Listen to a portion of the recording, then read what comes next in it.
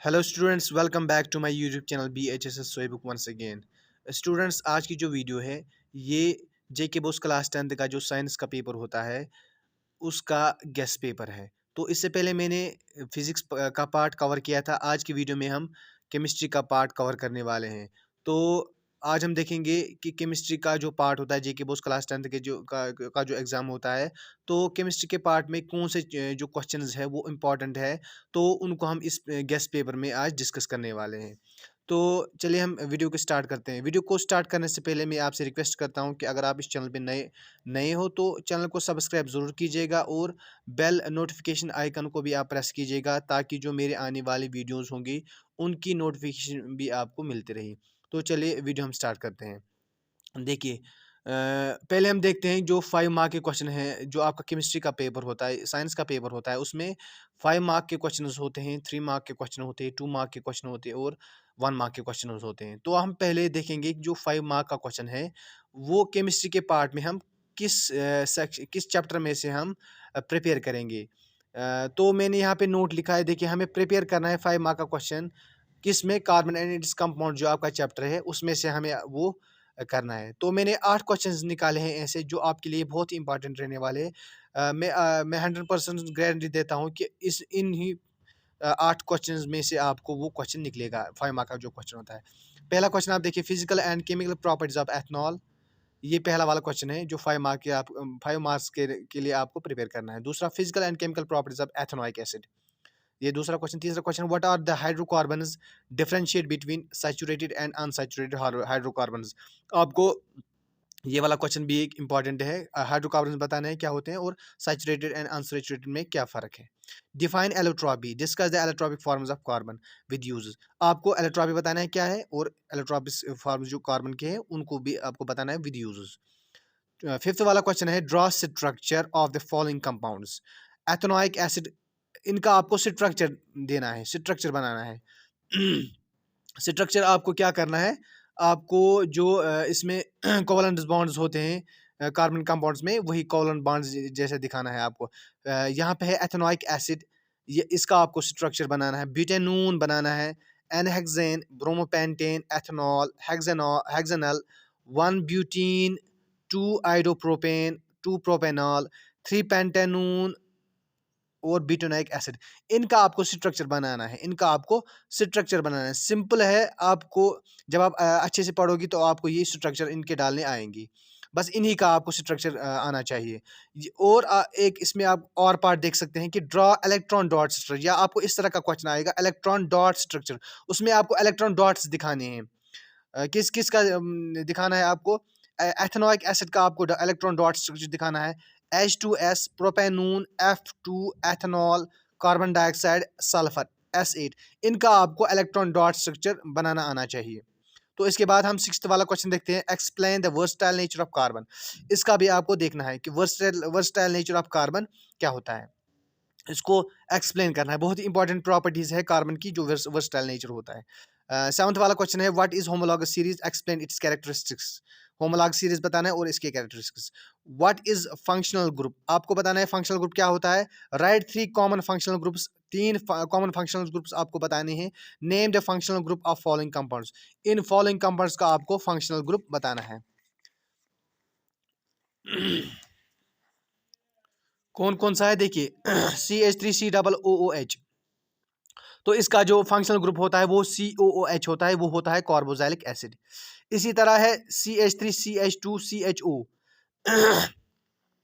ये एक एल्डेहाइड है, पेंटेनल इसको बोलते हैं, पेंटेनल एल्डेहाइड है। ये है प्रोपेनल, सॉरी प्रोपेनल, क्योंकि 3 कार्बन है, 1 2 3, प्रोपेनल है ये, तो इसको प्रोपेनल हम बोलते हैं। ये एल्डेहाइड होता है, CHO का होता है एल्डेहाइड का, ये होता है एल्डेहाइड। इसी तरह है C2H5OH। अगर आपको पता है जो 2 कार्बन, ये वाला होता है अल्कोहल का फंक्शनल ग्रुप। ये है एथेनॉल, एथेनॉल इसको बोलते हैं, एथेनॉल ये एक एसिड है, ये एक अल्कोहल है। तो OH जो है ये अल्कोहल का फंक्शनल ग्रुप है।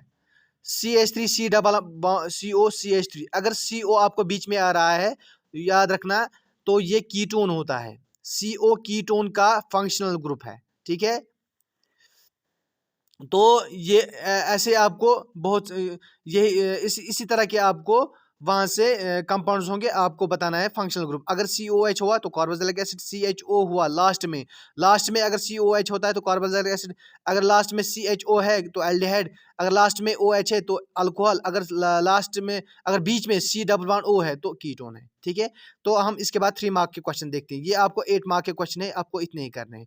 3 मार्क के क्वेश्चन में आपको क्या करना है, differentiate between metals and non metals on the basis of chemical properties. Chemical properties की बेस पे आपको बताना है कि डिफरेंशिएट करना है। What is corrosion, how corrosion of metals can be prevent, corrosion क्या होता है और मेटल्स का करोजन हम कैसे प्रिवेंट करेंगे। Give any 3 properties of ionic compounds, खाली 3 प्रॉपर्टीज आपको आयनिक कंपाउंड्स के लिए के बनानी है, बतानी है। What do you mean by exothermic and endothermic reaction, exothermic और एंडोथर्मिक रिएक्शन में क्या फर्क है, give examples. What are various types of chemical reactions, explain any 3, आपको एनी 2, बहुत से जो केमिकल रिएक्शंस होते हैं, जैसे होते हैं कंबशन होती है, डिकम्पोजिशन होती है, displacement, double displacement, oxidation reaction, आपको सब रिएक्शंस करने ही करने में, आपको कोई भी रिएक्शन आ सकती है इसमें डिफरेंशिएट के हिसाब से, मतलब differentiate between displacement and double displacement. इसलिए मैंने यहाँ पे जो क्वेश्चन रखा है इसमें आपको सभी केमिकल रिएक्शंस को कवर करना है, लेकिन एक्सप्लेन एनी 2 इस तरह का क्वेश्चन होगा। Differentiate between roasting and calcination, इसके बीच में ये जो मेटलर्जी का पार्ट है मेटल्स एंड नॉन मेटल्स में, तो रोस्टिंग एंड कैल्सिनेशन के बीच में आपको डिफरेंशिएट करना है। तो ये रहे 3 मार्क के क्वेश्चन। अब आपको देखने हैं कि जो 2 मार्क और 1 मार्क के क्वेश्चन होते हैं वो किस तरह, मतलब कौन-कौन सा इसमें आ सकता है। What is chemical equation, what is chemical equation, 1 mark का question. What is chemical reaction, what is chemical reaction, 1 mark का question. What is rancidity, 1 mark का question. What is oxidising agent, 1 mark का question. What is reducing agent, 1 mark का question. What is reactivity series, 1 mark का question. आपको reactivity series थोड़ा ध्यान से पढ़ने, क्योंकि इसमें ऑब्जेक्टिव भी निकल के आता है। रिएक्टिविटी सीरीज आपको फिर वहाँ से दिए होते हैं कुछ एलिमेंट्स, तो उनकी आपको रिएक्टिविटी बतानी होती है, किसकी ज़्यादा है किसकी कम है। तो रिएक्टिविटी सीरीज थोड़ा ध्यान से पढ़िएगा, और ये भी पता होना चाहिए कि रिएक्टिविटी सीरीज क्या होता है। व्हाट इज एमलगम, ये आपको जब मेटल्स पढ़ेंगे तो एमलगम आपको पता चलेगा एमलगम क्या होता है। What is gang, what is alloy, इनका आपको 1 मार्क का क्वेश्चन आप इनको खाली इनकी आपको डेफिनेशन बतानी है। तो इसके बाद आप देखिए alloy of copper and tin, उसको हम ब्रोंज बोलते हैं, ये 1 मार्क का क्वेश्चन आता है। Alloy of copper and zinc brass, इसको बोलते हैं, 1 मार्क का क्वेश्चन है। लेड एंड टिन का जो एलॉय होता है उसको सोल्डर बोलते हैं, 1 मार्क का क्वेश्चन है। प्योर गोल्ड का जो होता है वो 24 कैरेट होता है, याद रखना, जो प्योर गोल्ड है वो 24 कैरेट होता है। जो आपका ज्वेलरीज होता है वो अगर मैं आपको बता दूं, जो प्योर गोल्ड होता है वो सॉफ्ट होता है, बहुत सॉफ्ट होता है, तो इसको हम कोई मतलब ज्वेलरीज नहीं बना सकते। इसके लिए हम क्या करते हैं, उसके लिए हम 22 जो कैरेट होता है गोल्ड, उसमें हम कॉपर या सिल्वर का हम कुछ डालते हैं, तो उससे वो हार्ड बन जाता है, तो हम कोई भी ज्वेलरी उसको फिर बना लेते हैं। What is an ore, 1 mark का क्वेश्चन, आपको बताना है और क्या होता है। डिफाइन मिनरल, 1 मार्क का क्वेश्चन। ऑर्डर ऑफ रिएक्टिविटी, ये आपकी बुक में से मैंने लिया है, तो ये एक वहाँ से रिएक्टिविटी का ऑर्डर, मैंने आपको इससे पहले भी बताया था कि रिएक्टिविटी सीरीज आप अच्छे से पढ़ना, तो वहाँ से आपको ये क्वेश्चन निकलेगा, तो ये आप ध्यान रखिएगा। तो एक 1 मार्क का question. Only non metal which is liquid at room temperature is bromine, याद रखना, जो खाली एक only one non non metal याद रखना, ब्रोमीन है, जो कि लिक्विड होता है रूम टेम्परेचर पे। और एक मेटल होता है ओनली मेटल, मरकरी जो होता है ये मेटल है, इज लिक्विड एट रूम, ये लिक्विड होता है रूम टेम्परेचर पे, ठीक है। Sorry. Oils and fat containing food items और फ्लशड विद नाइट्रोजन गैस, याद रखना, जो ऑयल्स और फैट कंटेनिंग फूड्स होते हैं, आपको जो चिप्स के पैकेट्स होते हैं उनमें कौन सा गैस होता है प्रिवेंशन के लिए, नाइट्रोजन गैस, वरना वो खराब हो जाएंगी। जो आपका चैप्टर एसिड्स एंड बेसिस है, ये आपको 2 मार्क या 1 मार्क के क्वेश्चन होंगे। जो आपका acids and bases and periodic table है, उसमें से आपको खाली एमसीक्यूज करने हैं, याद रखना, इनमें आपको कोई क्वेश्चन नहीं होगा, खाली एमसीक्यूज होंगे। Acids and bases and periodic table में, एसिड्स एंड बेसिस और पीरियोडिक टेबल जो आपका चैप्टर है उसमें खाली आपको एमसीक्यूज करने हैं। एमसीक्यूज किस तरह के होंगे मैं आपको यहाँ पे दिखाऊंगा। देखिए वैलेंसी, अगर हम पीरियोडिक टेबल की बात करें, एक तो आपको पीरियोडिक टेबल अच्छे से रिवाइज करना है, जो भी पीरियोडिक टेबल है मॉडर्न पीरियड टेबल, उसको आपको अच्छी तरह से रिवाइज करना है, कितने ग्रुप्स हैं, कितने पीरियड्स हैं। जैसे पीरियड 7 है, ग्रुप 18 है, पहला वाला जो पीरियड है पहला वाला जो ग्रुप है उसमें कौन से अल्कली मेटल्स होते हैं, फिर अल्कलाइन अर्थ मेटल होते हैं दूसरे ग्रुप में। इसी तरह आपको लास्ट वाला जो 18th वाला ग्रुप होता है उसमें हेलोजनस होते हैं। उससे पहले जो नोबल गैस होते हैं, उससे पहले जो होते हैं वो हेलोजनस होते हैं ग्रुप 17। तो इस तरह की इन्फॉर्मेशन आपको होनी चाहिए पीरियड टेबल के मुतलिक। और दूसरा आपको क्या होना चाहिए पता, पीरियड टेबल में वैलेंसी। वैलेंसी क्या होता है? Measure of combining power of an atom. ये 1 मार्क का क्वेश्चन आपको आ सकता है। अगर आपको फिर बताएगा वहाँ से इस तरह का क्वेश्चन होता है कि फ्रॉम लेफ्ट टू राइट अगर हम पीरियड टेबल में जाएंगे तो वैलेंसी का क्या होता है। तो याद रखिएगा आप, वैलेंसी क्या होता है, पहले इंक्रीज हो जाती है फ्रॉम +1 टू +4, यानी कि लिथियम से जब हम कार्बन की तरफ जाएंगे तो वैलेंसी क्या हो जाती है, इंक्रीज फ्रॉम 1 टू 4। उसके बाद क्या होता है, वो डिक्रीज हो जाती है फ्रॉम +4 टू 0, यानी कि फिर नाइट्रोजन से फिर कार्बन से लेकर जब हम नोबल गैस की तरफ जाते हैं तो वो डिक्रीज हो जाती है। पहले वैलेंसी इंक्रीज हो जाती है, फिर डिक्रीज हो जाती है। लेकिन अगर हम डाउन द ग्रुप जाएंगे, यानी कि ऊपर से लेकर नीचे जाएंगे, तो हम देखेंगे जो वैलेंसी होती है वो सेम रहती है। याद रखना, जब हम ऊपर से नीचे जाते हैं पीरियड टेबल में या डाउन द ग्रुप, तो वैलेंसी सेम रहती है। इसके बाद हम देखेंगे एटॉमिक साइज। एटॉमिक साइज का क्या होता है, जब हम फ्रॉम लेफ्ट टू राइट जाते हैं, जब हम लेफ्ट टू राइट जाते हैं तो एटॉमिक साइज का क्या होता है, वो डिक्रीज हो जाती है। क्यों क्यों डिक्रीज हो जाती है? क्योंकि जो न्यूक्लियर चार्ज होता है वो इंक्रीज हो जाता है। उसकी वजह से जो अट्रैक्टिंग फोर्स होता है न्यूक्लियस का आउटर इलेक्ट्रॉन्स पे, वो ज़्यादा हो जाता है, तो उसकी वजह से जो साइज़ है वो डिक्रीज हो जाता है। इसका मतलब जो लेफ्ट वाले मेटल्स होंगे, लेफ्ट में मेटल्स होते हैं और राइट में नॉन मेटल्स होते हैं, बीच में मेटलॉइड्स होते हैं। तो याद रखना, जो मेटल्स होते हैं उनका साइज़ क्या होता है, कम होता है। ज़्यादा होता है, लेकिन लेकिन जो एक पीरियड में जो एलिमेंट्स होते हैं लेफ्ट वाले, उनमें उनका साइज ज़्यादा होता है as compared to that of the right वाले साइड। तो लेकिन जब हम नीचे से नीचे जाते हैं, पीरियड टेबल के नीचे, मतलब ऊपर से लेकर नीचे जाते हैं डाउन द ग्रुप, तो उस साइज क्या हो जाता है, इंक्रीज हो जाता है। क्यों? क्योंकि नंबर ऑफ शेल्स इंक्रीज हो जाता है। याद रखना, number of atomic size increase हो जाता है जब ऊपर से लेकर नीचे जाते हैं, क्योंकि सेल्स इंक्रीज हो जाते हैं। ये आप याद रखना। उसके बाद हम देखते हैं मेटालिक कैरेक्टर। जो मेटालिक कैरेक्टर होता है, मेटालिक कैरेक्टर क्या क्या होता है? मेटालिक कैरेक्टर होता है फ्रॉम लेफ्ट टू राइट क्या होता है, अक्रॉस द पीरियड वो मेटालिक कैरेक्टर डिक्रीज हो जाता है। मेटालिक कैरेक्टर डिक्रीज हो जाता है। तो लेफ्ट वाले साइड में मेटल्स होते हैं, बीच में मेटलाइड्स होते हैं और इसमें नॉन मेटल्स होते हैं, ठीक है। तो लेकिन अब जब हम डाउन द ग्रुप हो जाता है तो मेटालिक कैरेक्टर इंक्रीज हो जाता है। मेटालिक कैरेक्टर क्यों इंक्रीज हो जाता है? मेटालिक कैरेक्टर इसलिए इंक्रीज होता है क्योंकि जो मेटल्स का ये कैरेक्टर होता है कि जितना वो जल्दी से अपना इलेक्ट्रॉन दे देंगे उतना मेटल कैरेक्टर ज़्यादा होता है। जब हम नीचे नीचे जाते हैं तो जैसा कि आप जानते हो कि शेल्स इंक्रीज होते जाते हैं, तो आउटर मोस्ट इलेक्ट्रॉन जो होता है न्यूक्लियस का, उस पर उतना इन्फ्लुएंस नहीं होता है, जिसकी वजह से वो आराम से लूज हो जाता है। जितना एक एलिमेंट अपना इलेक्ट्रॉन फ्रीली अपना देगा, लूज करेगा, तो उतना उसका मेटल कैरेक्टर ज़्यादा होता है। तो down the group metal character increase हो जाता है, ठीक है। नॉन मेटेलिक कैरेक्टर क्या होता है? नॉन मेटेलिक कैरेक्टर इसका रिवर्स होता है मेटेलिक कैरेक्टर का।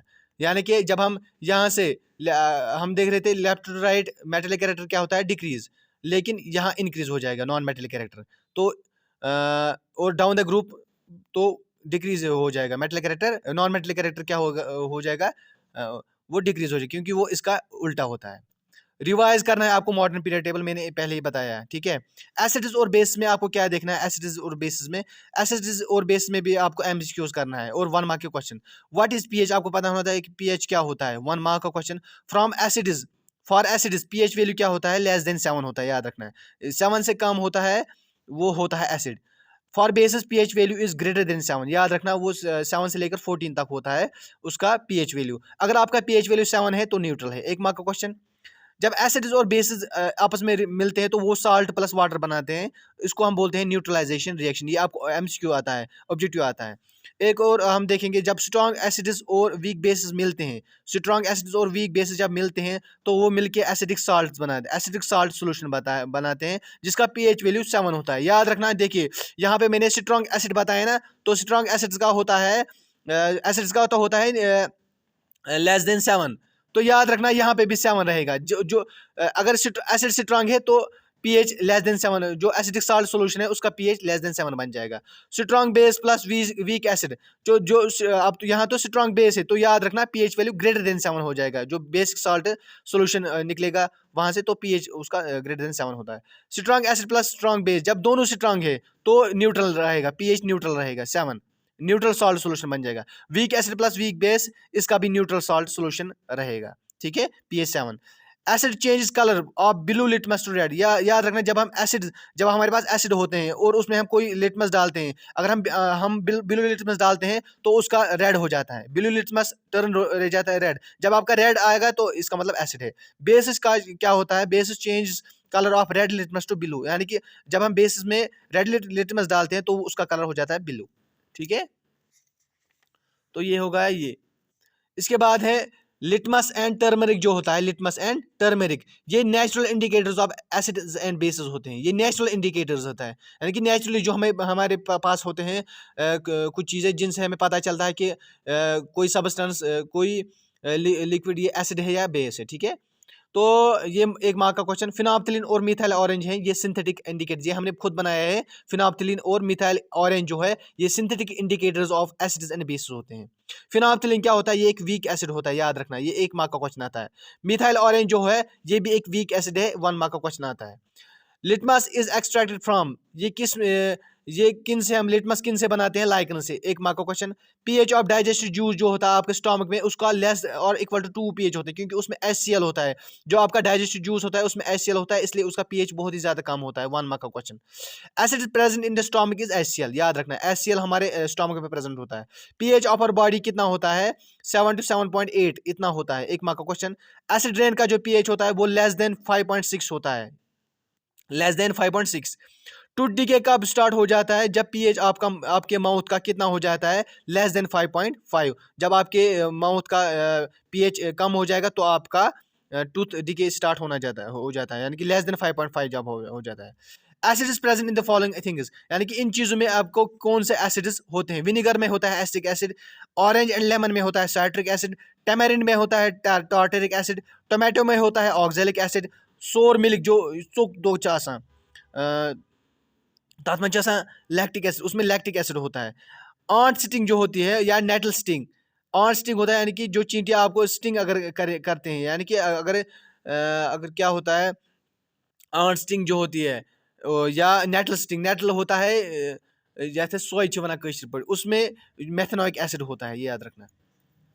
इसके बाद हम देखेंगे कुछ इंपॉर्टेंट केमिकल कंपाउंड्स, उनका नाम हमें याद रखना है। एक्वा सॉल्यूशन ऑफ NaCl, उसको हम ब्राइन बोलते हैं। Milk of magnesia, magnesium hydroxide. Baking soda, sodium hydrogen carbonate. Washing soda, sodium carbonate 10 times water.